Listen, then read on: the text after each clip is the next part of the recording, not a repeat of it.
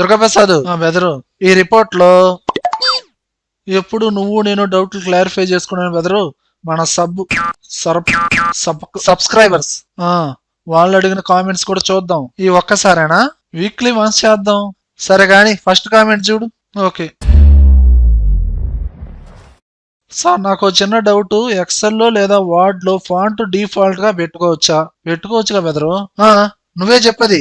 మీకు MS word లో setting ఎలా ఉండిద్ది అంటే, మీరు ఎంఎస్ వర్డ్ ఓపెన్ చేసిన తర్వాత హోమ్ ట్యాబ్ లో మనకి ఫాంట్ ప్యానల్ ఉండిద్ది కదండి. ఇక్కడ బాటమ్ రైట్ లో ఒక యారో మార్క్ ఉందా, దీన్ని క్లిక్ చేయండి. ఇక్కడ డిఫాల్ట్ గా ఎలాంటి ఫార్మేట్ అయితే కావాలో దాని సైజు, ఫాంట్ స్టైల్ అన్ని ఇక్కడ చూజ్ చేసుకోవచ్చు. ఇక్కడ కావాల్సిన ఫాంట్ స్టైల్ చూజ్ చేసుకోండి. అలానే బోల్డ్ అండ్ సైజ్ కూడా ఒక 18 పెట్టుకున్నాను. మీరు ఎంఎస్ వర్డ్ ఓపెన్ చేసిన ప్రతిసారి సేమ్ ఫాంట్ స్టైల్, సైజు రావాలంటే ఇక్కడ సెట్ యాజ్ డిఫాల్ట్ ఈ బటన్ ఉందా, దీన్ని క్లిక్ చేయండి. ఇక్కడ ఆల్ డాక్యుమెంట్ బేస్డ్ ఈ రేడియో బటన్ సెలెక్షన్ చేసి ఓకే ప్రెస్ చేయి. ఇప్పుడు మీ ఎంఎస్ వర్డ్ ఫైల్ ని క్లోజ్ చేసి అగైన్ ఓపెన్ చేయి. ఇదిగో నువ్వు చూజ్ చేసుకున్న స్టైలు, సైజ్ తో డిఫాల్ట్ ఫాంట్ సెట్టింగ్ అనేది వచ్చేస్తుంది. ఓకేనా? అలానే ఎక్సెల్ లో వేరే సెట్టింగ్. మీరు ఎక్సెల్ ఓపెన్ చేసిన తర్వాత ఫైల్ ట్యాబ్ లోకి వెళ్ళు. ఇక్కడ మోర్ ఆప్షన్స్ లోకి వెళ్ళండి. ఇక్కడ జనరల్ అనే కేటగిరీలో when creating new work books లో నువ్వు చూజ్ చేసుకున్న ఫాంట్ స్టైలు, సైజును బట్టి నువ్వు ఎక్సెల్ ఓపెన్ చేసిన ఎవ్రీ టైము ఆ ఫార్మేట్ అనేది వస్తుంది. ఓకేనా బ్రదరు? గూగుల్ షీట్స్ చెప్పండి, పేజ్ మేకర్ గురించి కూడా చెప్పండి. వీటి గురించి ఆల్రెడీ కంప్యూటర్స్ అడ్డా మెయిన్ ఛానల్లో చెప్పానండి.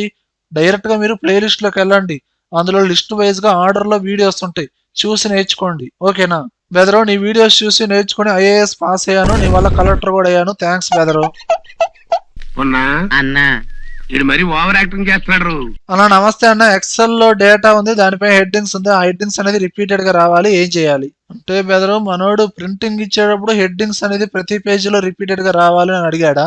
అదే అయ్యి ఉండిద్ది. చెప్పు. ఇక్కడ ఎక్సెల్ లో మంత్ వైజ్ గా సేల్స్ ఉన్నాయి చూడండి. ఫస్ట్ రో లో మంత్ నేమ్స్ ఉన్నాయి, రిమైనింగ్ అంతా సేల్స్ వాల్యూస్ ఉన్నాయి. ఇప్పుడు దీన్ని ప్రింటింగ్ ఇచ్చాననుకో, కంట్రోల్ ప్రింట్ ప్రివ్యూ చూశాను. ఇక్కడ ఫస్ట్ పేజ్ లో మాత్రమే హెడ్డింగ్స్ డిస్ప్లే అవుతున్నాయి.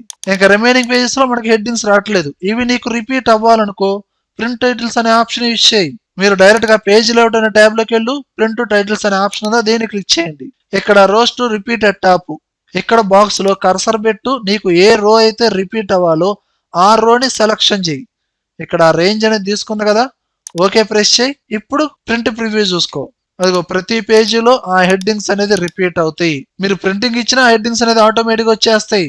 ల్యాప్టాప్ లో F4 కీ వర్క్ అవడం లేదన్నా ఫ్రీజ్ చేయడానికి ఎలా? మీరు ల్యాప్టాప్ లో ఫంక్షన్ కీ యూజ్ చేసేటప్పుడు మీకు కీబోర్డ్ లో FN కీ ఉండిద్ది, దాంతో ఇంక్లూడ్ చేసి యూజ్ చేయండి. FN ఫంక్షన్ కీ యూజ్ చేయండి, అప్పుడు వర్క్ అవ్వచ్చు. కొన్ని ల్యాప్టాప్స్ లో మీకు డైరెక్ట్ గా వర్క్ అవ్వచ్చు. ఒక్కోసారి మీరు FN కీ యూజ్ చేయాల్సి వస్తుంది. మౌస్ పాయింటర్ హైలైట్ ఎలా సెట్ చేసుకోవాలి ల్యాప్టాప్ లో? మీరు విండోస్ లో మౌస్ పాయింటర్ కలర్ అయితే చేంజ్ చేయొచ్చు, కానీ హైలైట్ చేయాలంటే సపరేట్ అప్లికేషన్ యూజ్ చేయాలి. చిన్న అప్లికేషన్స్ ఉంటాయి మనకి. విండోస్ లో మైక్రోసాఫ్ట్ స్టోర్ లోకి వెళ్తే మౌస్ హైలైటర్ అప్లికేషన్స్ ఉంటాయండి, దీన్ని ఇన్స్టాల్ చేసుకో. ఆ నెక్స్ట్ ఆ అప్లికేషన్ ని ఓపెన్ చేయండి. ఇదిగోండి, ఇక్కడ ఇచ్చిన మెజర్మెంట్స్ ప్రకారంగా డైరెక్ట్ గా హైలైట్ అవుతుంది. మీకు కావాల్సిన colour, size, opacity and click చేసేటప్పుడు ఏ కలర్ తో హైలైట్ అవ్వాలో ఆ ఫార్మేట్ కూడా ఇక్కడ చూజ్ చేసుకోండి. ఓకేనా? Not working in MS Excel 2007 flash fill option.